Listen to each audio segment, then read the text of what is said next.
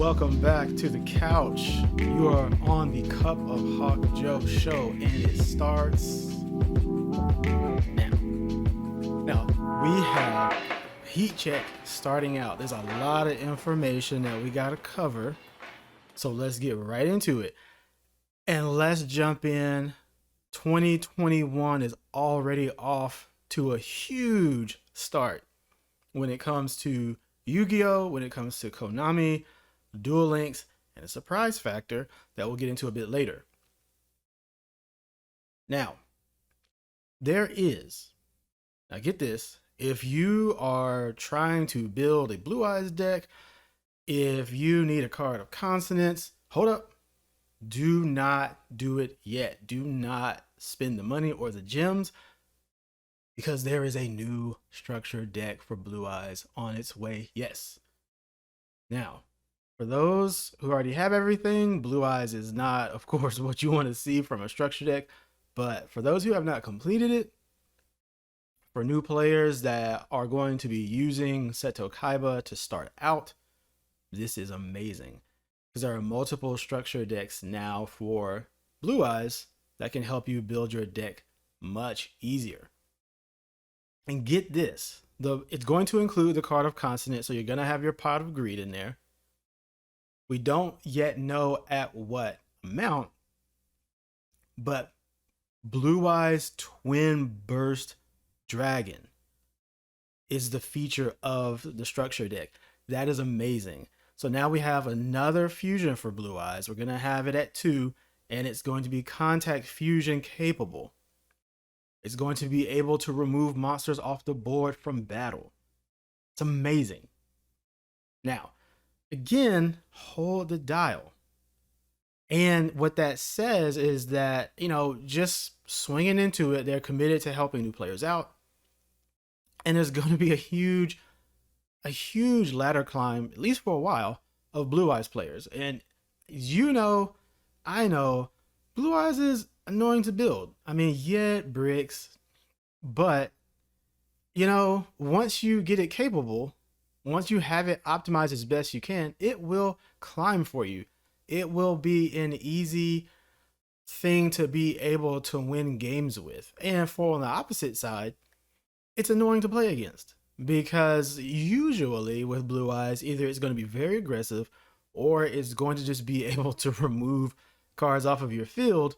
And that's going to allow them to make a plus, go ahead and get another Blue Eyes card of whatever kind on the board. And you just have to deal with it. 2,500, 3,000, controlling the graveyard, banishing monsters. You name it. Blue Eyes is going to be here. It's going to make its impact, which is not just the end of the Blue Eyes information, right? There was also a leak as part of the leak. Maybe leak per se. It was announced by Konami at headquarters, right? So it's Konami Japan. And just from the screenshots that I have been putting up, there's also going to be, as part of the 4th anniversary of Duel Links, not only the Dark Side of Dimension Blue Eyes art, I think that should complete 3 copies of it, if I'm not mistaken. It also appears that we're going to be getting alternative Blue Eyes, right? The Blue Eyes Alternative Dragon, the one that's always been in the skill alone at 1. It looks like Konami is ready to give us that as an actual card to put in the deck. Maybe at 1. It's best to be at 1, to be honest with you.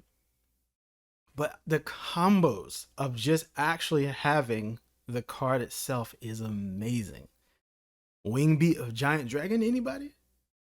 I've been using that with the skill.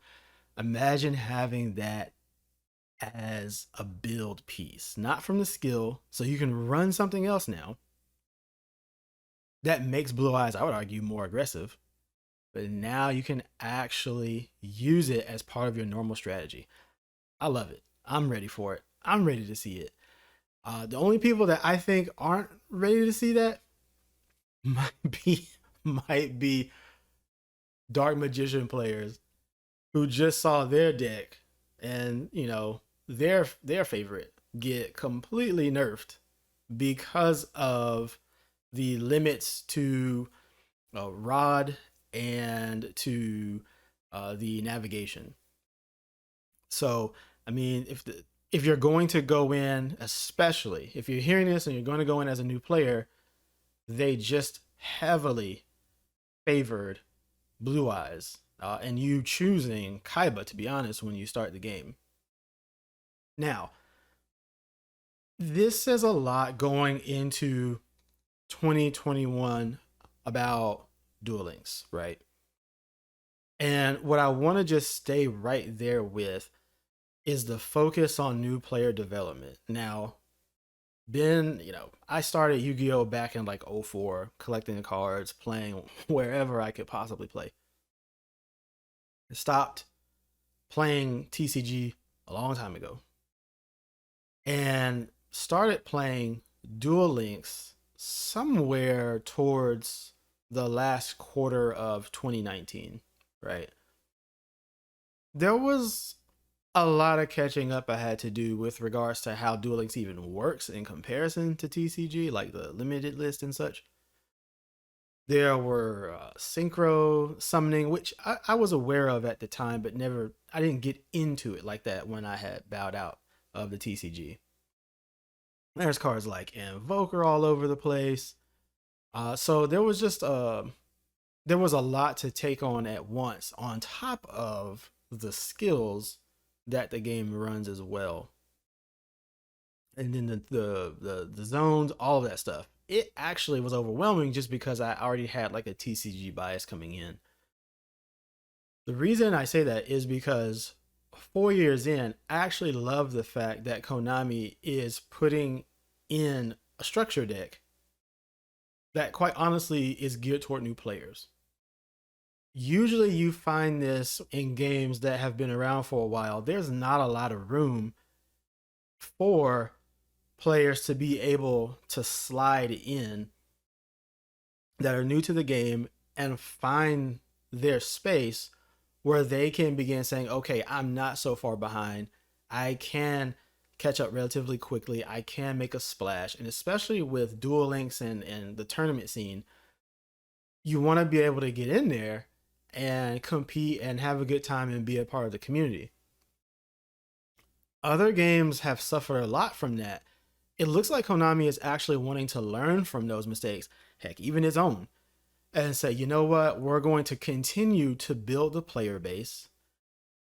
That mindset that it's never truly established can only help and not hurt. Now, again, speaking to that, of there are a lot of players when they see that, they're always waiting for new cards, always waiting for new strategies, and then Konami comes out with a box yet again for Blue Eyes, and it doesn't feel exciting, right? I get it. But think about it in terms of the new players, the fresh minds that are coming into the game. It helps retain them, right? To come into the game and you're just completely losing all of the time with complex decks. Uh, it ends up killing the user base. That's what actually causes the game to die out prematurely. And I applaud Konami, right? Because they're going to just completely say, no, we're going to go in the opposite direction. We're going to build up this player base. We're going to splash in a few things. And we don't know everything that's in the structure deck. So there could be a new card that we're just not aware of. I mean, Twin Burst alone is good enough for me to actually go in on that box. At least one, right? Because they're allowing you to have more than one copy of it. But that's what I see from it. I see them on year 4 going out with a bang, right, or coming in with a bang, and the 4-year anniversary, they have the UR tickets, they have the gems, they have all the things that especially free to play players enjoy and appreciate. So it's gonna be a huge splash, and I'm excited for the future of Duel Links. And when we get back, we've got something else to talk about that is Yu-Gi-Oh related.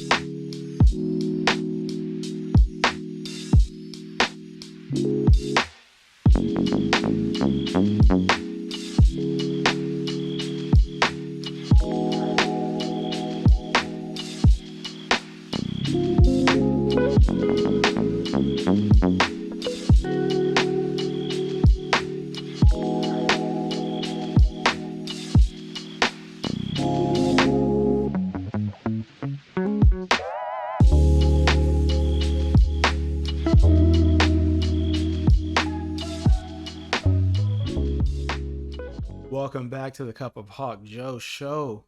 And we are going to talk about what is obviously the largest piece of information that came out of Konami's Duel Opera event.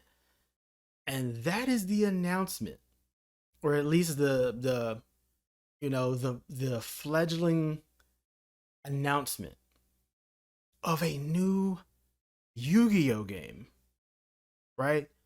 It's not Duel Links 2. It's something completely new. Now, I used an app, right, to go ahead and just translate what was on screen for it. And it's a game that's going to be using the master rules, right? So master rule 5, five card, 5 monster zone, card zone thing going on. They said it's in Duel Links style. I believe from what it's showing is going to be set for 2021. And that's pretty much all we know. I, I mean, what are we supposed to do with this? Now I've been kind of gauging. I've been looking at the responses. A lot of people are excited. A lot of people are skeptical. Now, don't be mad at the skeptical people for the simple fact that, like, Konami released a new game in the YuGiOh Duel Evolution. I don't even know if I even got that right. But anyway, Legacy of the Duelist. Right, there we go. And it essentially was the original game. It updated some things, it brought some cards in, they released it on the Nintendo Switch, and that was it. And if you've seen the game, I know they updated some animations as well, but the game is behind. And if you just look at it in comparison with Duel Links, it's behind by a lot.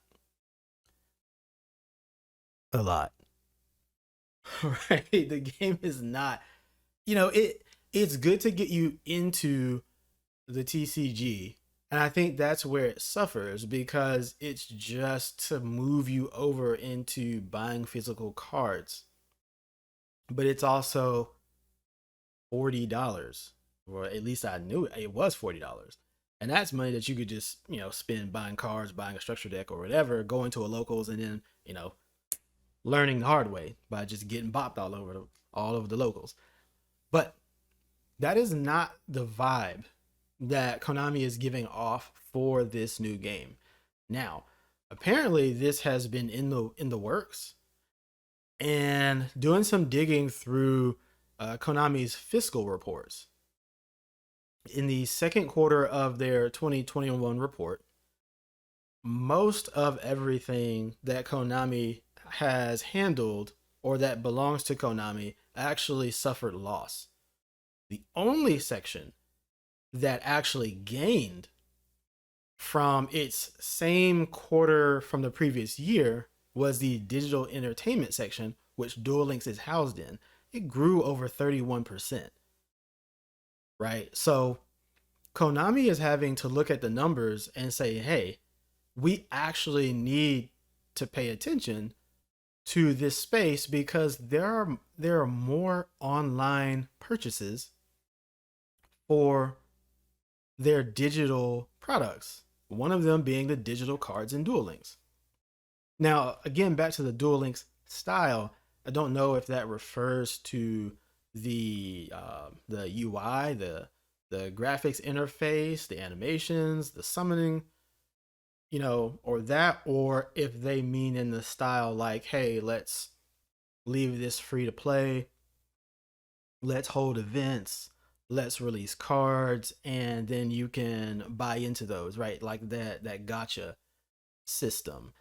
And I mean, it's proven to be successful for Duel Links. It's proven to be successful for pretty much just gaming in general when it comes to first it was mobile, but now just across the board, more and more players are willing to spend money in microtransactions in the games. And whether it's a combination of those two or one or the other, I'm excited for it. I am actually excited for it. Now, it could be, there's speculations of rush duels or whatever the case may be. Maybe it's just a TCG variant. I actually think that bringing in the master rule is amazing for, especially for, someone like me who stopped playing TCG a long time ago. I would, I'm excited for it. I'm ready to see what it is. I'm actually ready to hop back into that experience. I just don't want to buy, you know, cardboard. I don't want to buy physical cards for it. That's just not where my lifestyle fits anymore. So putting that in a digital space, I'm all on board. Now, in response to it as well, I'm actually excited for it because it's made in house. This Konami is saying that this is something that they are going to handle. Now, if we're going back to the Legacy of the Duelist, that was a game that was done by a third party, and it did not fit well moving forward. I mean, even if I go back to Yu-Gi-Oh Tag Force on the PSP, that actually feels more new than Legacy of the Duelist. I don't know why it's so hard to get that name out. But Tag Force feels newer, it feels cleaner, it feels faster, and that game is far older. And I'm talking the original Tag Force game. It feels better. That just doesn't cut it, especially for the player base of Yu-Gi-Oh! And it doesn't cut it in the landscape of games like Hearthstone and Magic Arena, their online version of it. They are much cleaner, better, faster, prettier interfaces. And I think that Konami is recognizing that, and this could be the game that sets it up to do well. Now, I had mentioned that this was something that's already in the works, and if you kind of look through the information that they have, this just isn't sprung up. I mean, there's even some data mining that goes on in the Duel Links community that showed, pendulum zones and things like that. And who knows, it didn't have to be for Duel Links at all. They could have just been using the interface and said, hey, let's just play around with what we already got and see what it looks like. The thing is, though, COVID-19 definitely had an impact on their business model, right? Printing goes up, other things are suffering, more people at home. Certain locals have suffered because of it. So certain scenes of competition have dwindled a bit, though people are still buying the cards. I mean, even Konami and their financials acknowledge the fact that they're happy with where the sales are, but yet at the same time, it's about time to actually move into this space. I mean, Magic, the Gathering, the game, Magic Arena, it's doing a great job. You got Hearthstone still. It's just your competitors are being able to take advantage of this space. And, I've spoken to people from Magic the Gathering, and they have tried and they have opened up the app of Duel Links, and they're just wanting to learn the game. So, though there's newer players that's more monetary value coming in that they haven't tapped, and I think it's about time that they've done so, to be honest with you. Again, I'm ready to fire up. I don't know if it's just an online game on your PC, whether it's console based, if they're doing crossplay, if it's on mobile. We don't know any of those details as of yet, but I am excited for it. Now, at the same time, I'm thinking, you have Yu-Gi-Oh, about to say YGO simulators. You have YGO Pro. You have Omega that has yet to release, and then this news comes out. Is this Konami just saying, "Hey, we're okay with you guys because we're about to release our own"? So, what are those things going to do in response to what Konami is about to move in on?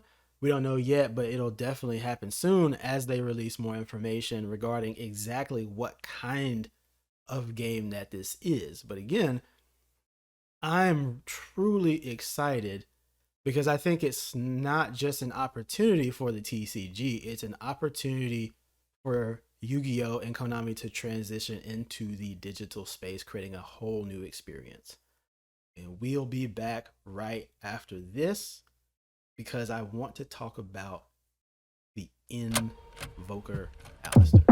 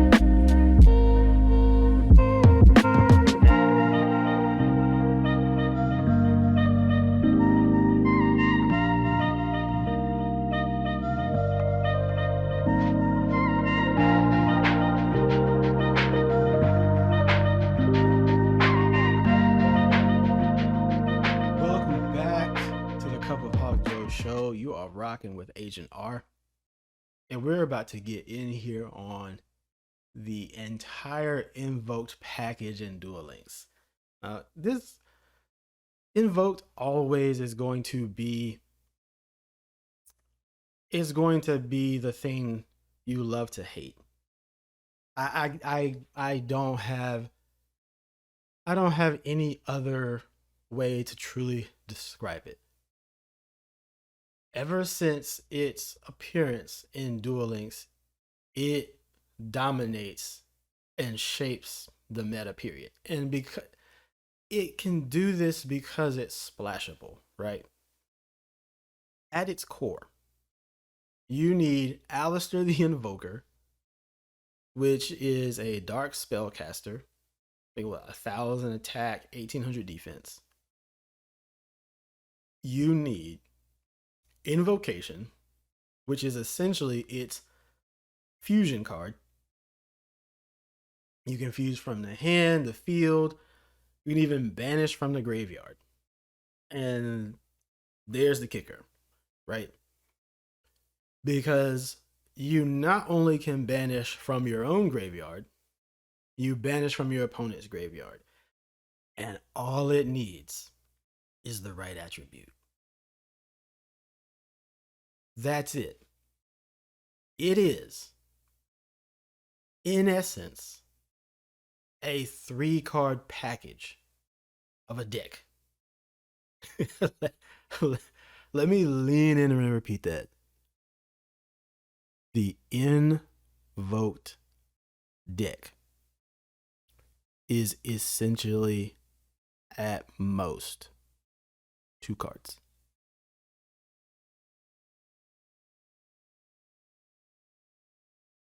Do you see the problem? I just wanted that to linger and pause. Yes, because I need you to understand that is why it's such a problem in Duel Links in particular when the deck is comprised of 20 cards at least, right? So, especially in the current meta where most decks have been running something with fire in it, so then you get invoked Purgatrio, right? So, ditch your monster, ditch Alistair, summon the Purgatrio, and now we have a monster on board that can deal piercing damage, and then it can attack every monster on the board one time, at least one time. And the reason I'm bringing this up is because it seems to the community seems to undermine how much of a problem this is, right? Because it is a deck It's splashable because it's a deck. You don't splash Invoker. You don't splash Alistair. So let me change that phraseology. You don't splash it. You add other things to it. I've been hearing so many things about, the invoked engine. The Invoker is not an engine. It is the deck. Lightsworn is an engine for it. Whenever you add it to something like that, because as far as Duel Links is concerned, there is no Invoker this, Invoker Alistair, in Invoker Vagabond. It doesn't have all of that. It's just Invoker, so it is itself. And I know people don't want to make it a deck because it's so small, but it is. The engine ends up being other decks. Lightsworn is an engine for Invoker. Goki is an engine for Invoker. Fire Kings is an engine for Invoker. Element Saber is an engine for Invoker. These decks have their own synergy.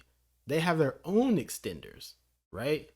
Because that's what engines are. They're the extenders. Invoker doesn't extend anything. It says, oh, you ready to summon me? I don't need anything else in the deck. If you could, this is crazy. But if you somewhat had it to build a deck only running 2 monsters, right, from the current ban list, limited, all that stuff, you can run. Now I would argue it'd be pretty bizarre, but you can run a deck with no other monsters but 2 Alistairs and have your 1 invocation. And you can still win. Especially if you go turn 2. Because your opponent is going to provide you the monster. Now, you might not get Purgatrio. Pray to God that you don't play something that only has wind monsters. But you can. I mean, it's as simple as, oh, I don't have any Alistair in hand. I have nothing but spells, or I have, some traps. And I don't know, you activate something that lets you just mill through the deck until you get to it. I mean, you can throw Alistair in the graveyard from a Needlebug Nest and have Invocation in hand and fuse that way. Am I right? So this is the problem, because the community at large, at least some people's communities, because I hang out in a few, they see it as an engine. It does not extend. It is not adding to. It is added to. This is why you can see it in so many variations. This is why Invoked Neos does so well, right? You can put Volcanic Shell, and you can put Neos Fusion and your Elemental Hero Neos together. Don't even have an Alistair. And that deck will work just fine. It will work wonderfully because you'll be able to maneuver your deck. You'll be able to send cards away. You'll be able to do all of those same things. But when you add it to Alistair, and when you add it to Invocation, now it feels like a more complete idea. Why? Because the invoked package is its own deck, and now you've added extenders, right? So now there's this extra synergy going on where now the deck becomes like oppressive. We are just fortunate that they just banned Cositis and that they don't have light and they don't have wind as far as the fusions of invoked. Okay, we're fortunate enough so that even though the invoker is strong, it's still limited in Duel Links. I just don't know how long that's going to last, right? I just had to get that off my chest. Invoker is not engine. Now, if you disagree, let me know in the comments. I'll be more than happy to read them. and tell you that you're wrong. But at least we'll have the conversation. Now, I want to leave this last segment for hashtag do you remember, because part of my name Agent R is retrospective. I love my old stuff, right? I love old games. I love looking back and thinking over the experiences that I had, the great times that I had from gaming. And I want to highlight a game that was released in 98, developed by Opus Corp. And it is Fighter's Destiny for the N64. Arguably, I'm saying arguably the greatest fighting game ever made. Now, I'm saying that because, yeah, it's just like any other fighting game. You had your health bar. I mean, but they had a score meter. So depending on what moves and texts and counters you did in the game, that added to your final score in the match, like a scorecard for the flow of the fight. It had KOs. So like if your opponent was dizzy, you could suddenly enable a special move to just completely wipe them out. And the board itself had it to where you could be knocked off. And all of that for that janky N64 controller, that was amazing. Right? If there was one series that I would want to be revived and come back with that kind of technical aspect to it, it's Fighter's Destiny. But that's it. That's all I got for today. I want to thank you for rocking with me, Agent R, on the Cup of Hawk Joe show. Until next time, prove your meta.